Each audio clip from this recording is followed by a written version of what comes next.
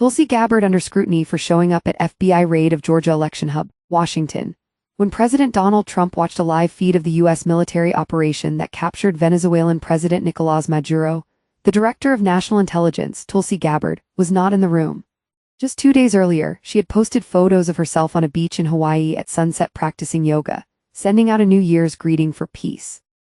That she appeared to be on vacation in the run to up to such a high to stakes, ultra to sensitive military operations seemed to underscore the extent to which she has been sidelined by the administration. But there she was on Wednesday, at an election center in Fulton County, Georgia, as FBI agents conducted a raid seeking ballots from the 2020 presidential election, which Trump has falsely claimed he won. Gabbard's presence baffled national security experts and raised questions about whether she's seeking new relevancy in the eyes of a president who had soured on her.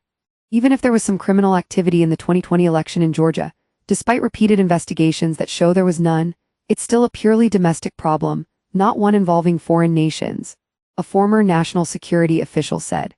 The Director of National Intelligence has nothing to do with this. Accompanying FBI agents on a raid is unprecedented for the Chief of U.S. Intelligence, whose job is to track threats from foreign adversaries.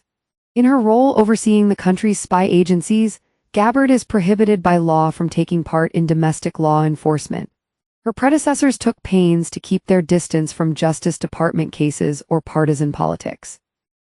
Asked about the rationale for her visit to Georgia, a senior administration official said, "Director Gabbard has a pivotal role in election security and protecting the integrity of our elections against interference, including operations targeting voting systems, databases, and election infrastructure." The official added, "She has and will continue to take action on President Trump's directive to secure our elections and work with our interagency partners to do so."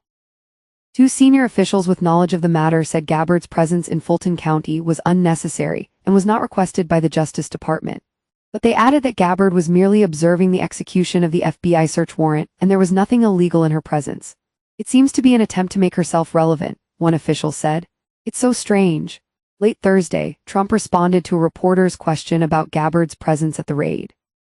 "She's working very hard on trying to keep the elections safe, and she's done a very good job," Trump said at the Kennedy Center ahead of the premiere of a documentary about First Lady Melania Trump.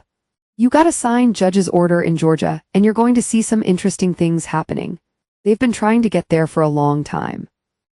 At a Senate Intelligence Committee hearing on Thursday, Sen. Mark Warner, D. Tuva, Vice Chair of the Senate Intelligence Committee, sharply criticized Gabbard's decision to travel to Fulton County for the FBI search, saying it was part of a pattern of senior officials blurring the line between intelligence work and domestic politics.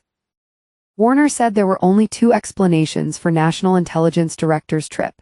Either Gabbard believed the case had a link to foreign intelligence, and she failed to abide by her legal obligation to inform congressional committees about it, or she was tarnishing the nonpartisan reputation of the intelligence agencies with a domestic political stunt designed to legitimize conspiracy theories that undermine our democracy.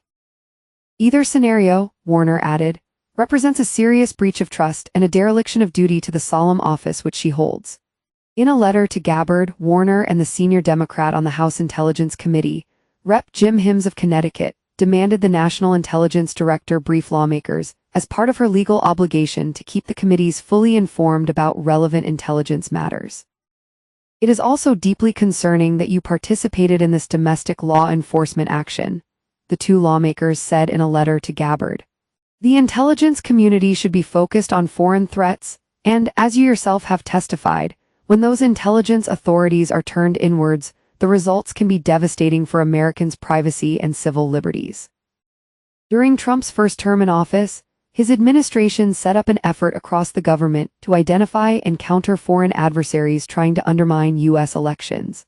But Gabbard last year dismantled a center designed to track foreign actors seeking to interfere in American elections or institutions, and the Justice Department and State Department also shut down similar offices. Over the past year, Gabbard has clashed with two of her counterparts in the administration, FBI Director Kash Patel and CIA Director John Ratcliffe, in what officials described as a struggle for influence inside the administration.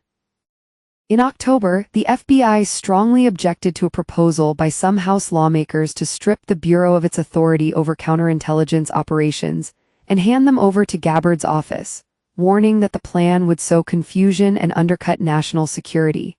In the end, the FBI retained its primary authority over counterintelligence. The search of the Fulton County Election Center follows Trump's repeated baseless claims that the 2020 election result was fraudulent and that he was the legitimate winner, not Joe Biden. During his remarks this month at the World Economic Forum in Davos, Trump raised the issue with foreign leaders and corporate chiefs in the audience, saying, "People will soon be prosecuted for what they did." Trump and his supporters have offered various theories without detailed evidence as to why they claim the 2020 election was rigged, none of which held up in a series of court cases. Some Trump allies have falsely claimed foreign actors were involved without providing details. It is unclear what the foreign intelligence nexus is to the service of an FBI search warrant on a board of elections in Atlanta, said Kevin Carroll, a former CIA officer and now a lawyer handling national security cases. Absent such a nexus, ODNI's involvement in the matter is wrong and potentially even illegal if she took part in the search, he added. It is also inappropriate for a cabinet-level official to take part in a law enforcement operation. Among other things, the director is now potentially a fact witness in any suppression hearing or trial related to the evidence seized by the Bureau.